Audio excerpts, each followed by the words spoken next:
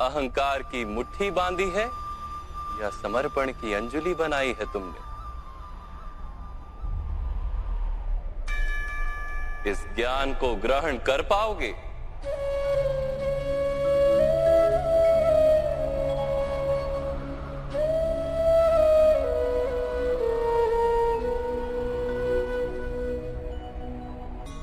चौबीस वस्तुओं से बने मनुष्य नामक यंत्र में वास करता है पुरुष, अर्थात परमात्मा का अंश। उसे आत्मा कहा गया है। जब प्रकृति और पुरुष का मेल होता है, अर्थात जब परमात्मा का अंश आत्मा बनकर देह में वास करता है, तब मनुष्य जीवित होता है। मनुष्य जैसे रथ का उपयोग करता है, वैसे ही आत्मा शरीर नाम के इस यंत्र का उपयोग करती है।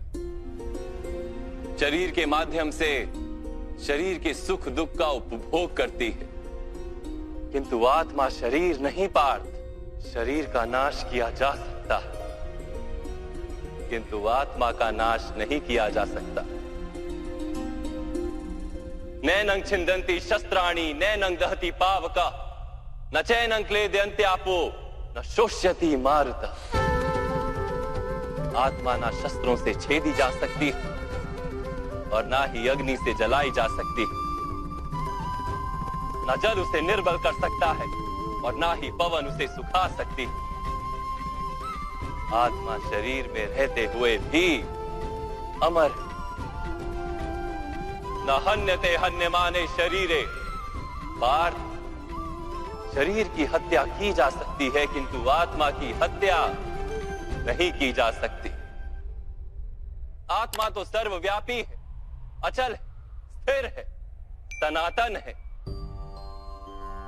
पुराना वस्त्र त्याग कर जैसे मनुष्य नया वस्त्र धारण करता है, वैसे ही आत्मा पुराना शरीर छोड़कर बार बार नया शरीर धारण करती है। परंतु माधव, मैं तो जगत का अनुभव अपने शरीर के माध्यम से ही करता हूं। स्वयं को देह न जानकर मैं आत्मा कैसे जान सकता हूं? स्वयं को आत्मा के रूप में जानना असंभव भी नहीं पार्थ। अंध भी जीते हैं, गूंगे भी जीते हैं, जिनके पास हाथ पैर नहीं होते वो भी जीते हैं।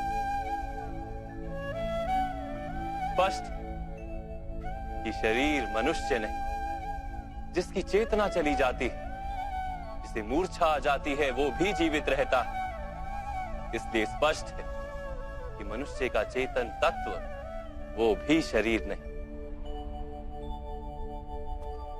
इसी प्रकार जो व्यक्ति अपने भीतर खोज करता है, मैं इंद्रियां नहीं, शरीर नहीं, भावनाएं नहीं, विचार नहीं, ज्ञान भी मैं नहीं, जो ये समझता जाता है, वो अंत में स्वयं को आत्मा के रूप में जान ही लेता है।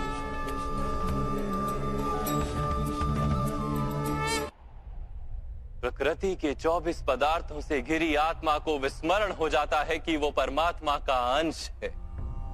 अधिकतर आत्माएं अपनी देह को ही सब कुछ मानती हैं, स्वयं देह से भिन्न है, ये जान ही नहीं पाती। शरीर को जो सुख दुख स्वाद गंध आदि का अनुभव होता है, उसे अपना अनुभव मान लेती है और बदलाव का प्रयास ही नहीं करती।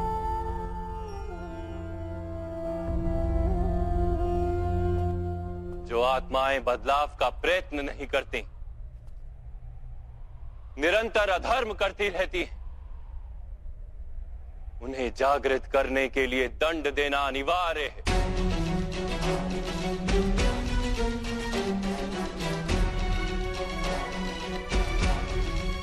तुम भी ये जान लो पार्थ कि तुम शरीर नहीं, केवल एक आत्मा हो।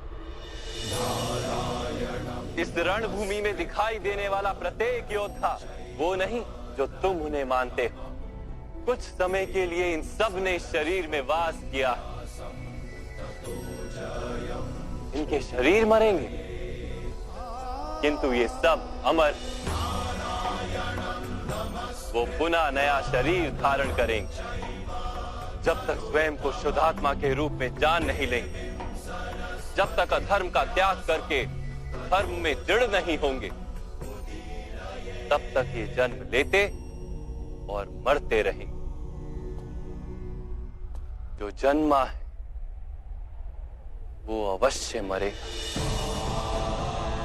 और जो मरता है वो अवश्य फिर से जन्म लेगा। इस महाज्ञान को सांख्य योग कहते हैं।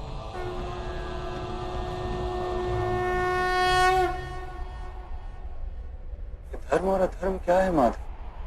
जिस मार्ग पर चलकर मनुष्य स्वयं को आत्मा के रूप में देखता है, परमात्मा के अंश के रूप में स्वयं को जानता है, उस मार्ग को धर्म कहते हैं।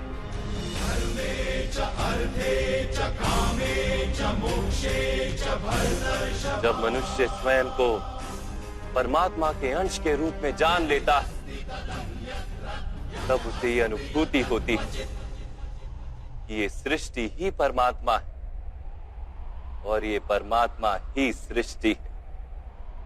सृष्टि और परमात्मा में कोई भेद नहीं।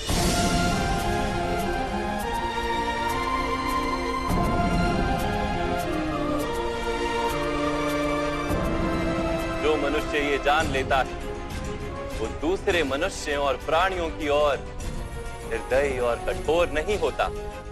वो ये जानता है कि जीव कटने से पीड़ा केवल जीव को नहीं होती, उसकी अनुभूति समग्र शरीर को होती है।